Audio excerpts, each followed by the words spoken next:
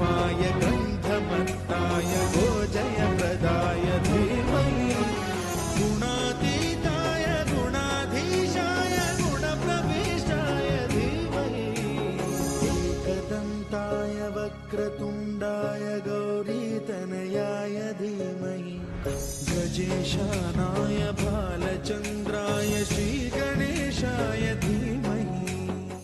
ओम शांति। आज गणेश चतुर्थी है।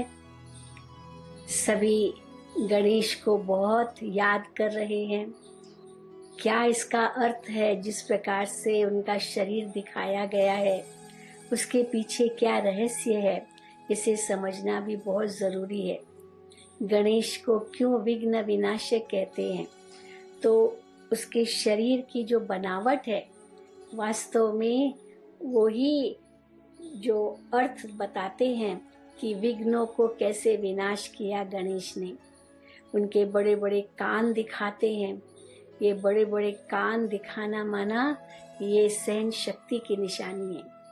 हमें भी अपने जीवन में सहन शक्ति धारण करनी है।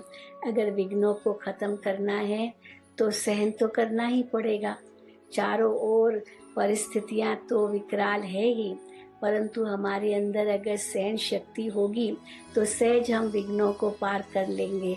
तो गणेश के बड़े बड़े कान ये सहन शक्ति की निशानी है। कैसे कितनी भी बातें वो सुनता है और अंदर जाएगी लेकिन दूसरे कान से निकल जाएगी। बड़े कान माना सहन करना, सब कुछ सहन करना। फिर बड़ा पेट दिखाते हैं गणेश जी का, ये समाने की शक्ति है। अंदर समाओ। चलो किसी ने कुछ भी कह दिया, अंदर समाओ। दुनिया को वर्णन मत करो, चाहे अपनी कमज़ोरियाँ चाहे दूसरों की कमज़ोरियाँ। हम लोग अपनी कमज़ोरियाँ तो छिपा लेते हैं लेकिन दूसरों की कमज़ोरियाँ वर्णन कर देते हैं। लेकिन बड़ा पेट दिखाना मना सब पेट में समाना। तो एक समाने की शक्ति धारण करने से भी हम विघ्नों को ख़त्म कर सकते हैं। क्योंकि किसी को कोई बात कही जो ठीक नहीं है, अब वो 10 को कहेगा और देखा गया है कि ऐसे कैसे अफवाहें फैलती है। तो बड़ा पेट माना इसको पेट में रखना। वैसे भी कहावत है, इसको पेट में रखना, किसी को बताना नहीं। फिर उसके बाद इतनी बड़ी बड़ी सूंड, ये सहयोग की निशानी है। हमें सबको सहयोग देना है। चाहे कोई भी आए हमें उन्हें सहयोग देना है, क्योंकि अगर सहयोग देंगे तो फिर सहयोग उनसे मिलेगा भी। तो ये भी विघ्न विनाश करने लिए बहुत ज़रूरी है। एक दो को सहयोग दो, उसके लिए नम्र बनना पड़ेगा, उसके लिए झुकना पड़ेगा, उसके लिए सहन भी करना पड़ेगा, समाना भी पड़ेगा। तो बड़ी सूंड ये सहयोग की निशानी है। क्योंकि हाथी कैसे सूंड से बहुत कुछ कार्य कर लेता है, इतने बड़े बड़े पेड़ भी उखाड़ सकता है। तो ये सहयोग की निशानी है। और फिर आँखें इतनी छोटी, ये आँखें छोटी का मतलब है परखने की शक्ति। जब हमको कोई चीज़ एक बहुत महीनता से देखनी होती है तो आँखों को बहुत छोटा कर देते हैं, तो वो चीज़ हमें सहज दिखाई देती है।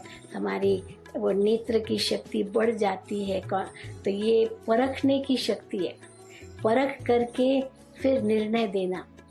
क्योंकि जैसे हम परख लेते हैं कोई बात को तो निर्णय लेना भी बहुत सहज हो जाता है। इसलिए ये छोटी छोटी आँखें, ये परखना और उसी अनुसार निर्णय करने की शक्ति है। और जैसे गणेश इतना मोटा लेकिन उसको एक चूहे पर दिखाते हैं। तो चूहा कितना छोटा सा जानवर लेकिन वो इतने बड़े गणेश जी का वाहन है।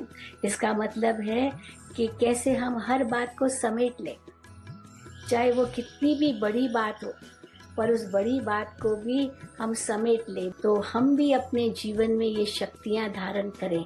तो कैसे आएगी शक्ति? जब हम परमात्मा से अपना संबंध जोड़ेंगे। इसलिए गणेश जी को शिव का पुत्र बताया गया है। बहुत ही बुद्धिमान, दिमाग इतना उसका बड़ा।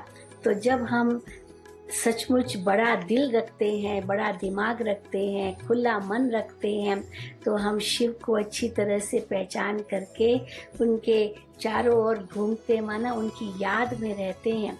तो हम इस संसार में आने वाले, जीवन में आने वाले सभी